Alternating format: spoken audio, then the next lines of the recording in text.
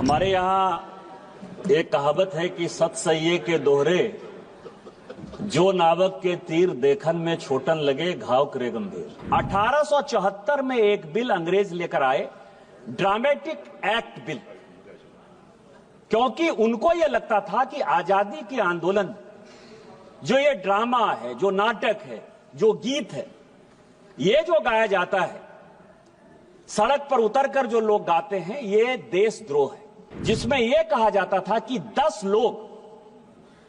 लोग यदि सड़क पर डांस करते हुए, गाते हुए, नाचते हुए, ड्रामा करते हुए यदि मिलेंगे, उन सबों को जेल हो जाए। उस एक्ट के आधार पर सभापति महोदय, क्या आपको नहीं लगता कि दुल्हा जो है वो बारात के साथ जेल चला जाता? ये 2 एक्ट मुझे लगता है कि सदन के लिए और ये देश के जानकारी के लिए है कि 1500 एक्ट जो हमने बदले हैं, उसमें से किस किस तरह के घटिया कानून अंग्रेजों के द्वारा बनाए हुए थे और उसको बदलने की आवश्यकता पड़ी। यहां कांग्रेस के युवराज आकर बात करेंगे कि उस पोर्ट पर जो है पकड़ा गया, ड्रग्स पकड़ा गया, वो पोर्ट ऐसे हो गया, वो पोर्ट ऐसे हो गया। कभी आपने सोचा कि 26/11 कैसे हो गया? बॉम्बे में इतनी बड़ी दुर्घटना हो गई, कभी उसके बारे में आपने सोचा कि आपके पास क्या अधिकार? ये लेडिंग बिल है क्या आखिर? कांग्रेस के जो लीडर ऑफ द अपोजिशन है राहुल गांधी साहब, उन्होंने बहुत कहा कि आपको मैन्युफैक्चरिंग के बारे में कुछ नहीं पता है। एग्रीड, हमको कुछ नहीं पता है भैया। सर, ये बिल देखने में छोटा लगता है। हमारे यहां एक कहावत है कि सत सइये के दोहरे, जो नावक के तीर देखन में छोटन लगे घाव करे गंभीर। इसका क्या इंपैक्ट है? अभी हमारे पहले जो स्पीकर बोल रहे थे, उनको माननीय प्रधानमंत्री जी ने क्या किया पिछले 10-11 साल में, शायद उसके बारे में वो पूर्णतया समझते नहीं है या समझाना नहीं चाहते, या अपोजिशन का जो रोल है सभी बात का विरोध करना, वही विरोध करना चाहते। ये 1876 का एक्ट है और इस बीच में भारत सरकार ने इस सदन की जानकारी के लिए 1876 के एक्ट के बाद 3 बार इंटरनेशनल कमिटमेंट किया। एक 1921 में जब अंग्रेज यहां थे, ब्रसेल्स का समझौता हुआ और उसने कहा कि लेडिंग बिल के ड्राफ्ट को हम बदलेंगे। और दूसरा, जब कांग्रेस की सरकार थी, जनता पार्टी की सरकार, पहले 1978 में और फिर 1989 में जब राजीव गांधी जी थे, उन्होंने इंटरनेशनल फोरम पर यह बातें कही कि लेडिंग के बारे में जो वाहन पत्र है, जिसके बारे में कि लाना, ले जाना, सामान कैसे, किसकी डिलीवरी होगी, कौन उसका मालिक होगा, उसके लिए हम एक्ट में संशोधन करेंगे। और 1992 में फाइनली नरसिम्हा राव ने उस एक्ट पर साइन किया। 1921 से लेके आज तक 2025 तक किसी भी सरकार ने यह नहीं सोचा कि 1876 के इस एक्ट को बदलना है। अभी रिपीलमेंट की बात हो रही थी सभापति महोदय, इस सदन की जानकारी के लिए, मैं उसमें पढ़ना नहीं चाहता था, लेकिन प्रेमचंद्रन जी आपके जानकारी के लिए, क्योंकि आपने कहा कि सरकार वाहवाही लेती है कि 1500 बिल उसने पास कर दिए, मतलब रिपील कर दिए, खत्म कर दिए अंग्रेजों के समय के। मैं आपको केवल 1874 का, इस सदन की जानकारी के लिए और इस देश की जानकारी के लिए, 1874 में एक बिल अंग्रेज लेकर आए, ड्रामेटिक एक्ट बिल, क्योंकि उनको यह लगता था कि आजादी के आंदोलन, जो ये ड्रामा है, जो नाटक है, जो गीत है, ये जो गाया जाता है, सड़क पर उतरकर जो लोग गाते हैं, ये देशद्रोह है। और उन्होंने एक ड्रामेटिक एक्ट बिल बनाया 1874 में, जिसमें यह कहा जाता था कि 10 लोग यदि सड़क पर डांस करते हुए, गाते हुए, नाचते हुए, ड्रामा करते हुए यदि मिलेंगे, उन सबों को जेल हो जाए। उस एक्ट के आधार पर सभापति महोदय, क्या आपको नहीं लगता कि दुल्हा जो है वो बारात के साथ जेल चला जाता? 1876 का एक्ट था, 2024 में हमारे प्रधानमंत्री जी ने बदला। क्या इस देश को यह पता है कि इस तरह के एक्ट हमने बनाए? बांस जो कि प्रत्येक घरों में होता है, वो घास है, उसको हमने वृक्ष बना दिया। पूरा का पूरा नॉर्थ ईस्ट की इकोनॉमी जो है बांस पर चलती थी। यह भी 150 साल से एक्ट था। क्या इसमें गरीब परेशान नहीं हो रहा था? क्या उसको रिपील नहीं कर देना चाहिए था? ये दो एक्ट मुझे लगता है कि सदन के लिए और ये देश के जानकारी के लिए है कि 1500 एक्ट जो हमने बदले हैं उसमें से किस किस तरह के घटिया कानून अंग्रेजों के द्वारा बनाए हुए थे और उसको बदलने की आवश्यकता पड़ी। वैसा ही 1876 का एक्ट है। अब आप समझिए कि पूरा, अभी बिजनेस एडवाइजरी कमेटी की मीटिंग थी, आज ही चर्चा चल रही थी कि हम टैरिफ पर बात करना चाहते हैं। यहां कांग्रेस के युवराज आकर बात करेंगे कि उस पोर्ट पर जो है पकड़ा गया, ड्रग्स पकड़ा गया, वो पोर्ट ऐसे हो गया, वो पोर्ट ऐसे हो गया।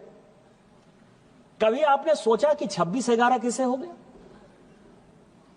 बॉम्बे में इतनी बड़ी दुर्घटना हो गई, कभी उसके बारे में आपने सोचा कि आपके पास क्या अधिकार, ये लेडिंग बिल है क्या आखिर? इस साल से लेके पिछले साल, पिछले 4-5 साल में यदि आप देखेंगे तो इस देश में लगभग 50,000 करोड़ का ड्रग्स जो है पकड़ा गया। ड्रग्स, हेरोइन ड्रग्स, जो हमारे युवाओं को नुकसान पहुंचा रहा है।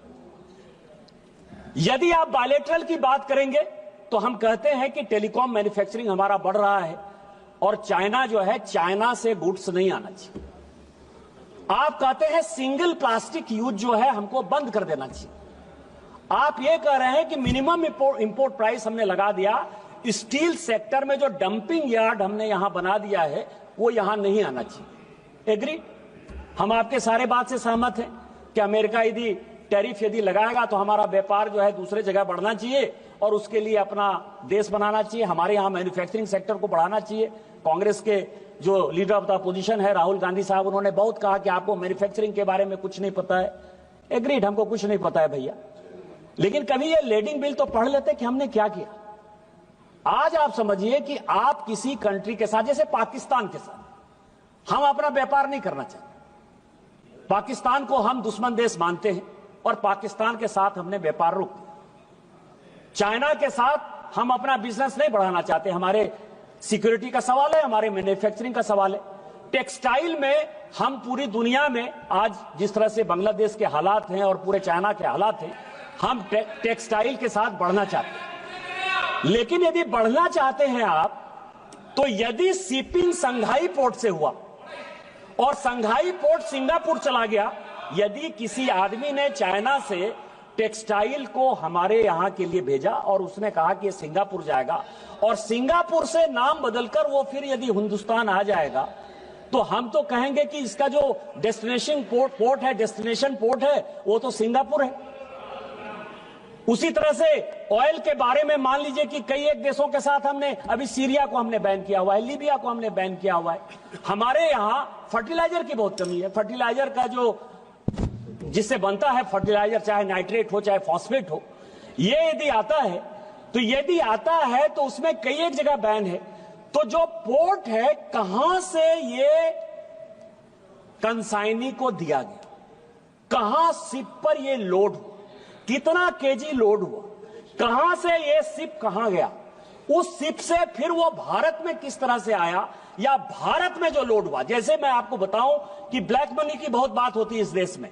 ब्लैक मनी के बारे में 72-73 का जो रिपोर्ट है और 2012 में इसी सदन में जो ब्लैक मनी पर माननीय प्रणब मुखर्जी साहब ने, तत्कालीन वित्त मंत्री जी ने, जो बाद में राष्ट्रपति हुए, उन्होंने जो व्हाइट पेपर जारी किया, व्हाइट पेपर में उन्होंने कहा कि ब्लैक मनी जनरेट होने का सबसे बड़ा साधन 85% इस देश का ब्लैक मनी केवल और केवल इंपोर्ट और एक्सपोर्ट से हुआ।